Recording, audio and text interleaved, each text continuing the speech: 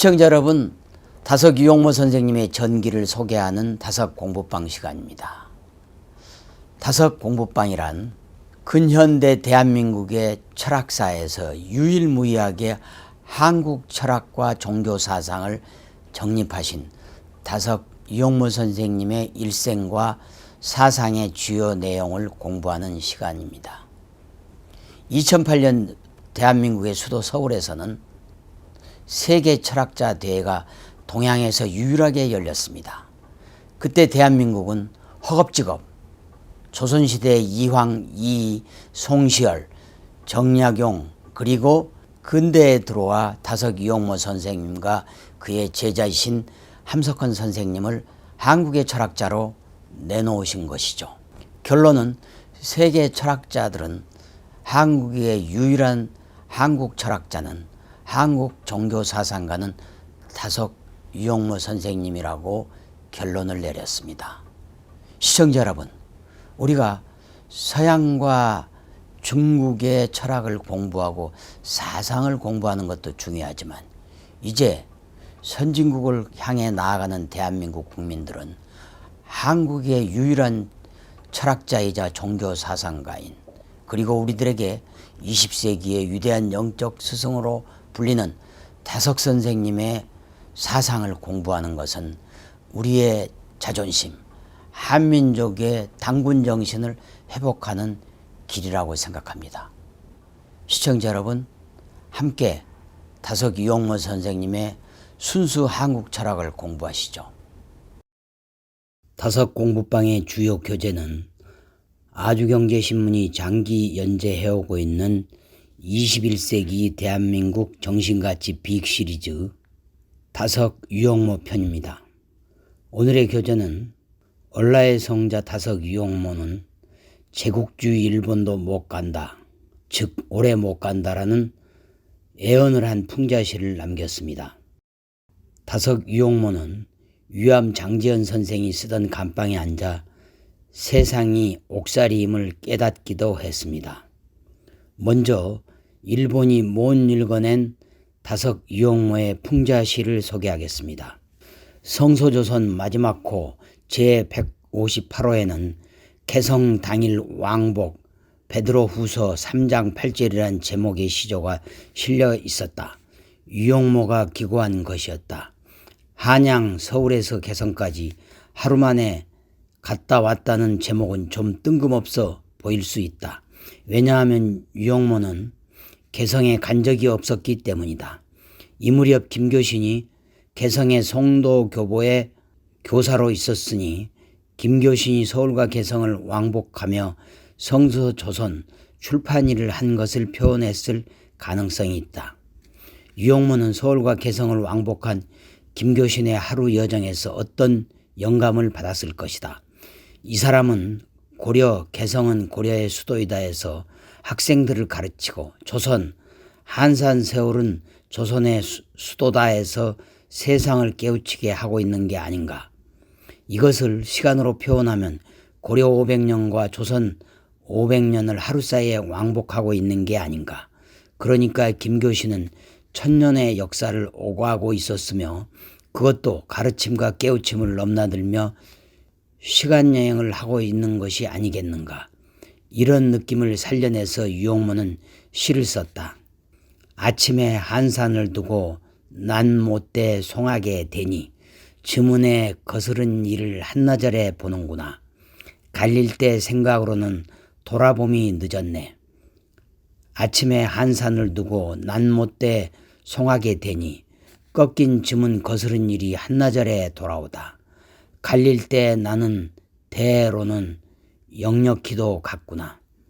아침에 한산을 두고 송하게 낫 없었으니 주문에 거스른 일은 한나절에 보는구나. 갈릴 때 나는 대로는 한맘인가 하노라. 아, 처음 한산 두고 낫없이도 송하게 짝 주문에 꺾인 거울이 마주서서 조상이라. 갈릴 때 생각으로야 이럴 줄이 있으랴. 아, 처음에 한산을 두고 낫 마주 송하게 되니 주문에 거스른 일로 한나절에 보리라.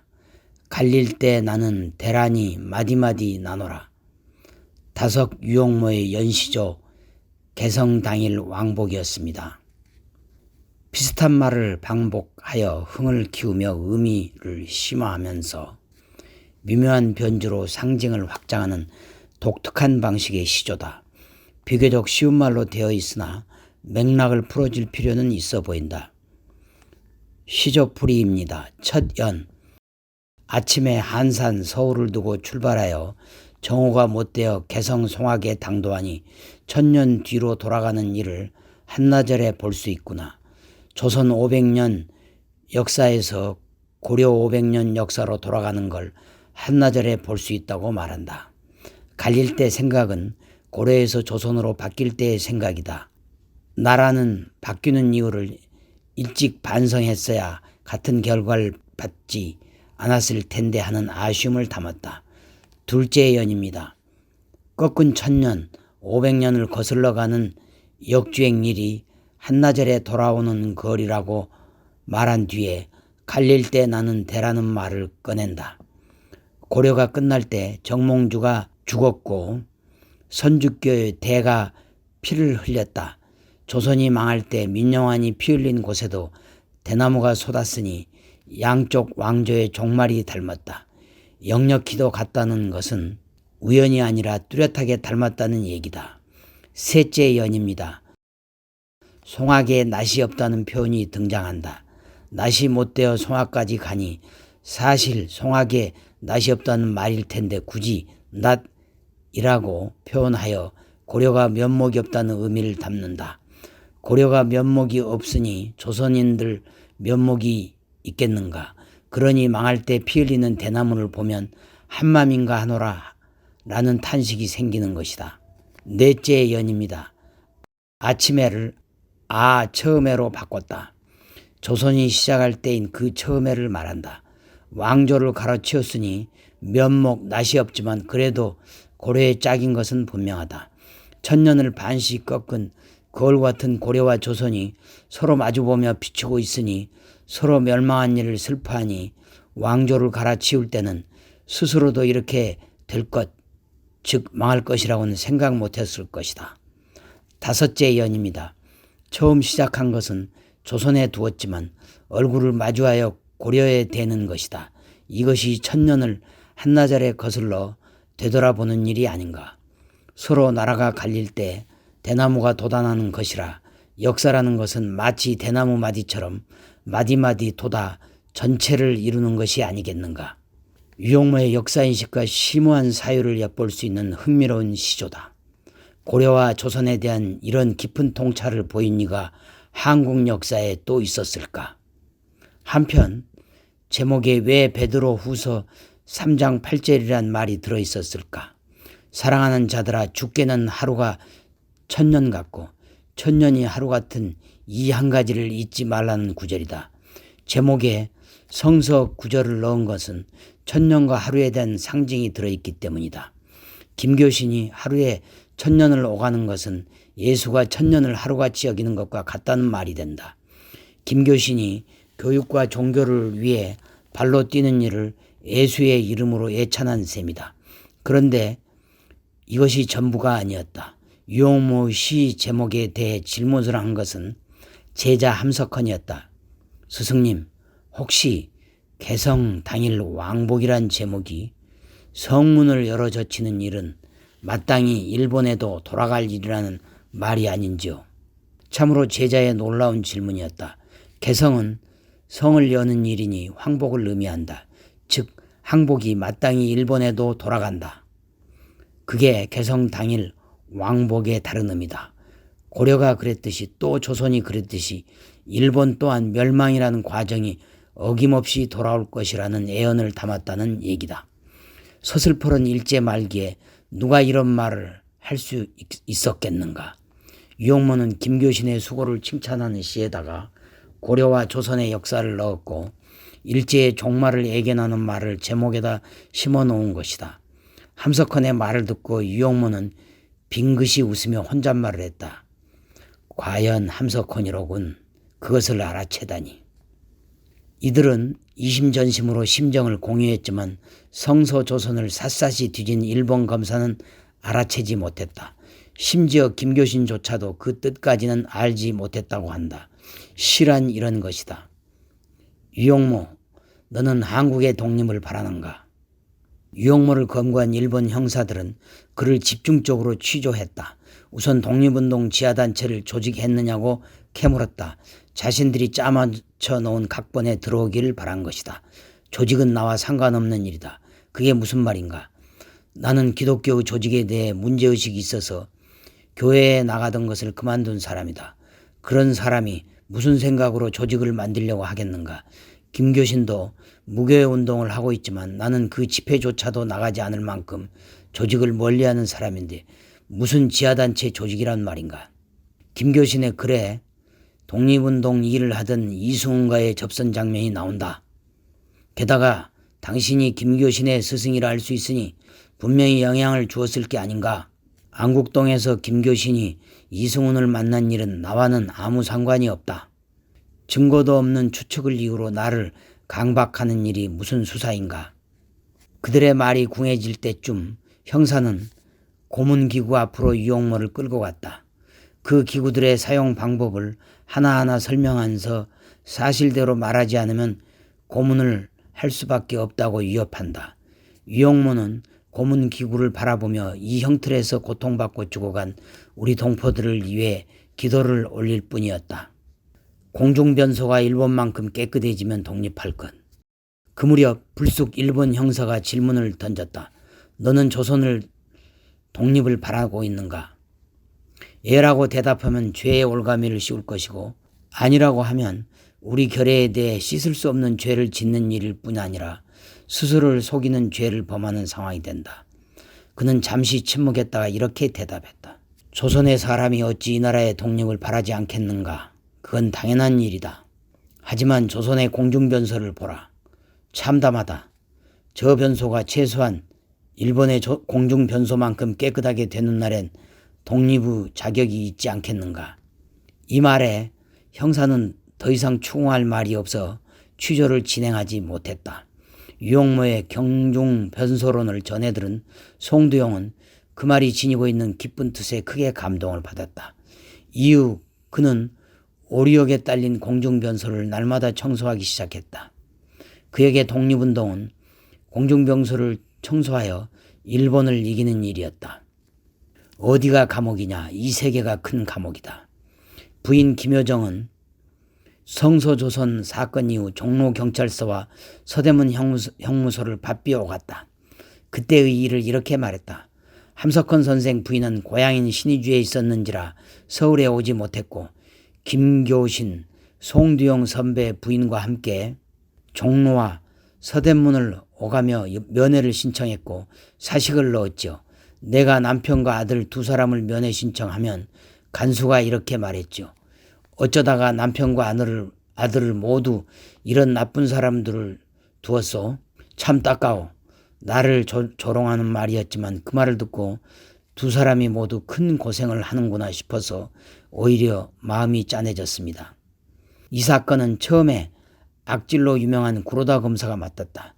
초기에 혹독한 수사는 그 때문이었다. 그런데 도중에 담당 검사가 바뀐다.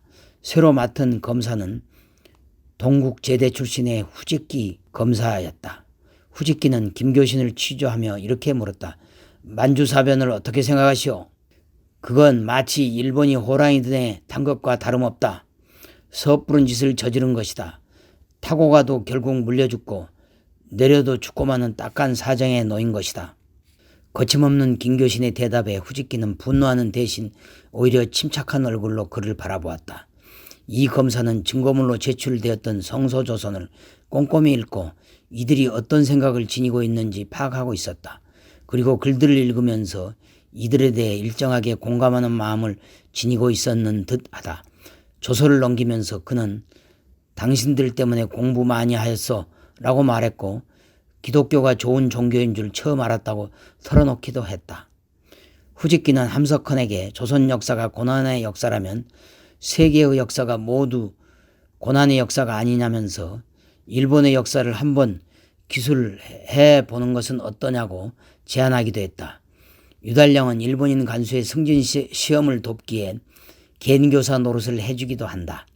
일본인들이 이들을 어떻게 대했는지 엿볼 수 있는 대목이다. 그러나 이들이 일제로부터 정당한 대우만을 받을 것은 결코 아니다. 일부의 그런 태도가 이채롭기에 기록으로 남은 셈이다. 실상은 그들에게 호통을 치는 어느 일본 경찰의 말 속에 들어있는지도 모른다. 너희는 지금껏 잡은 조선인 중에 가장 악질 부류다. 종교의 허울을 쓰고 민족 정신을 심어서 500년 뒤에라도 독립을 이룩할 터전을 마련해 두려는 고약한 자들이다. 저 500년이란 말 속에 들어있는 시간의 감옥에 숨이 콱 막힌다. 그만큼 절망적인 시대였을 것이다. 일본인들이 조선인들을 욕하고 있지만 사실은 그 위대한 힘을 인정하고 있었다고도 볼 수 있다. 유용모는 고려 500년과 조선 500년도 망했는데 너희라고 망하지 않을 것 같으냐며 시를 써놓지 않았던가. 장지연의 감방에 머물렀던 57일, 유용모는 구속수감 57일 만에 1942년 5월 25일 석방된다. 그가 머물렀던 서대문 형무소 미결수 감방은 위암 장지연이 25일간 머물렀던 곳이었다. 시리아 방송 대국 오늘 목노와 통곡 호노라를 외쳤던 이 땅의 자존심이었던 그를 유용모는 15세의 소년 시절에 접했을 것이다. 장지연이 나라를 생각하며 시대를 통분했을 그 자리에서 괴자로 앉은 유용모가 사상적인 도약을 하게 된 것은 우연이었을까? 이 형무소는 다만 좁은 감옥이며 세상 모두가 감옥이라는 인식이다. 집이라는 것이 감옥입니다. 몸이라는 것도 감옥입니다. 예수와 석가가 가정에 갇혀 살았습니까? 하나님의 속인 무한대에서 살지 않았습니까? 하나님은 집이 없습니다. 집으로 돌아가는 그에게 일본 시인 타쿠보코의 시가 떠올랐다. 사람마다 집을 가졌다는 서름이여 마치 죽은 사람이 무덤 속으로 들어가듯 모두가 자기 집으로 들어가고 있다. 유용모는 감방에서 나오면서 이렇게 말했다. 옥살이를 하다 보니 오는 이 섭섭이 맞으며 가는 이 반기네란 말을 쓰더군요. 감옥에서 자연스럽게 생겨난 감정이겠지만 믿음의 관점에서 보면 세상에 오는 일을 섭섭이 맞고 신에게로 돌아가는 일을 반긴다는 뜻이 되지요. 이 세상이 큰 감옥인 만큼 그런 마음을 지니는 것을 배워갈 만합니다. 그는 귀가하자마자 집의 뜰하게 있는 돌에다 수, 즉 감옥에 사는 사람이란 한 글자를 새겨 놓았다. 지금까지 다섯 공부방이었습니다. 다섯 공부방의 교재는 아주경제신문 이상국 논설실장이 증보집필한 것으로 다섯사상연구의 박영호 선생님이 지도하셨습니다. 시청자 여러분 대단히 감사합니다.